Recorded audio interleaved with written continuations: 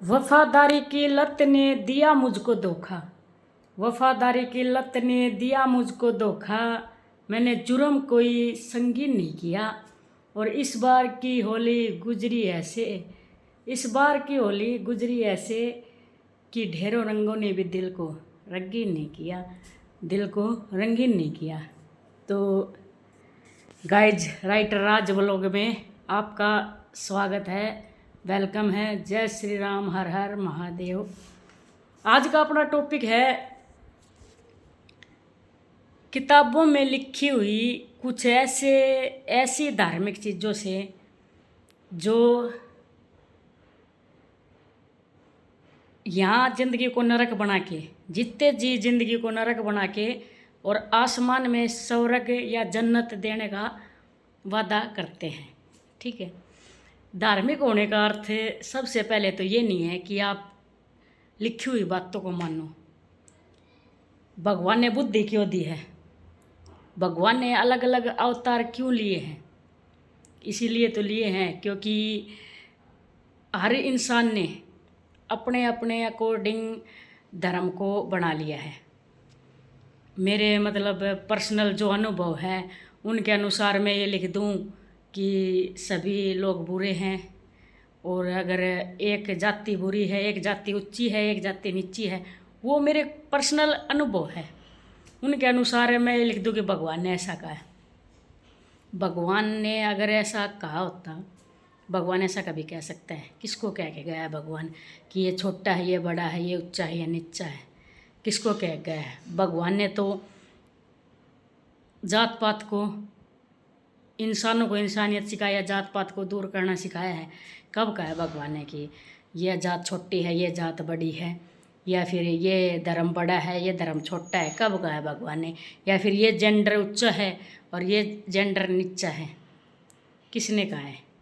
ये खुद की बनाई हुई सारी चीज़ें हैं। ठीक है, तो किताबों में लिखी हुई बातों को क्यों मानना, और ऐसे धर्म को भी क्यों मानना जो जीते जी आपकी ज़िंदगी को नरक बना के और स्वर्ग आसमानों में ले जाने के बाद, ये शरीर छूट जाने के बाद फिर आपको स्वर्ग देने का वादा करता है। इससे अच्छा तो यही है ना कि अपनी पसंद की ज़िंदगी जी जाए। ठीक है, अपने पसंद की ज़िंदगी जियो। और पसंद की ज़िंदगी जीने से भी वही बात है ना कि हर बात के अलग अलग मतलब निकाल लेते हैं लोग अपने सहूलियत के अनुसार। जिस चीज़ में उनको सहूलियत लगती है ना कि हाँ इस चीज़ में हम सही साबित होते हैं, उसी के अनुसार वो किताबों में लिख डालते हैं ये चीज़ें कि ऐसा ऐसा है, ऐसा करने से तुम्हें नरक की प्राप्ति होगी। अरे अगर पसंद की ज़िंदगी नहीं जी ना तो यही नरक बन जाएगा तुम्हारे लिए। अपने डिसीजन मेकिंग अगर तुमने किसी और के ऊपर छोड़ दी ना तो यहीं पे नरक बन जाएगा तुम्हारे लिए। ठीक है, और तुम अपनी ज़िंदगी को जीते जी नरक बना के और आसमान में स्वर्ग पाने की बातें कर रहे हो। स्वर्ग नरक यहीं पे है, कर्म भोग यहीं पे है। ठीक है, वही बात ना, जिसकी लाठी उसकी भैंस, जिसके हाथ में कलम थी उसने अपने अनुसार अपनी किताबों को लिख दिया, कुछ भी लिख दिया। ठीक है, कि पति परमेश्वर इसलिए है कि उसको कुछ करना ना पड़े, उसको कुछ त्याग नहीं करना पड़े, क्योंकि परमेश्वर त्याग थोड़ी करते हैं।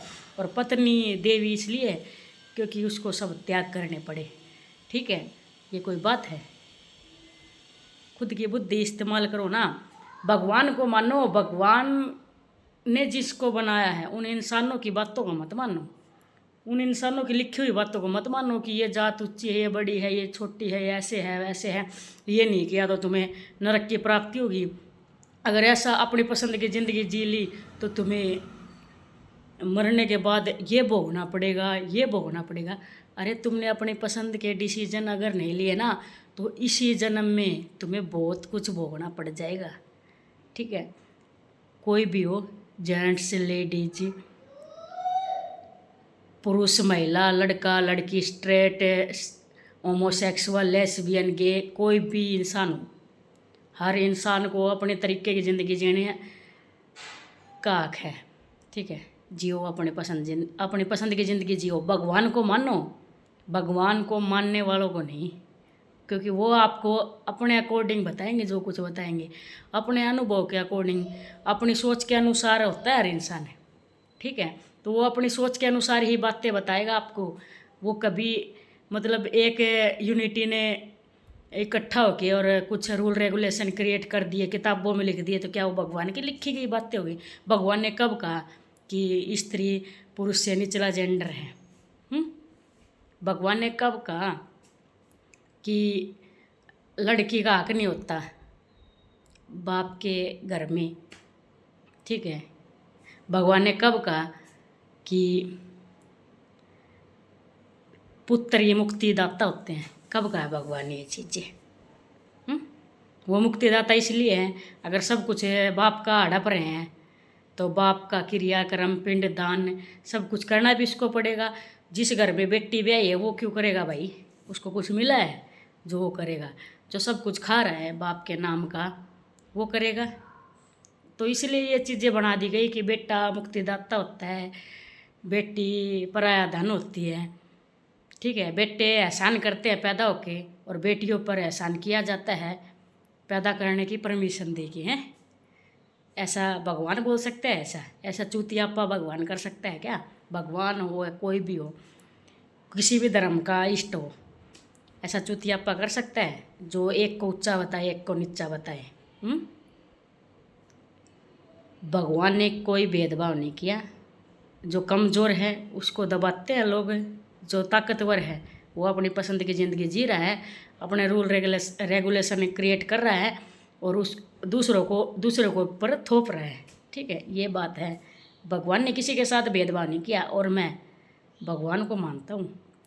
मेरे लिए मेरी दुर्गा काली और भोलेनाथ है, सब कुछ है और वही सब कुछ है, लोग नहीं, दुनिया वाले नहीं, ठीक है। और उनकी लिखी हुई बातें नहीं। जो चीज़ें मुझे सही लगेगी ना उनको फॉलो करूँगा, जो चीज़ें मुझे सही नहीं लगेगी ना वो कैंसिल है, ठीक है ना।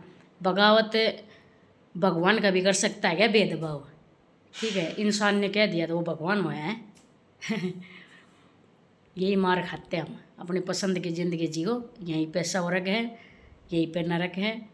आसमान में स्वर्ग पाने की लालसा में ये ज़िंदगी को नरक मत बनाओ, ठीक है। जय श्री राम, हर हर महादेव।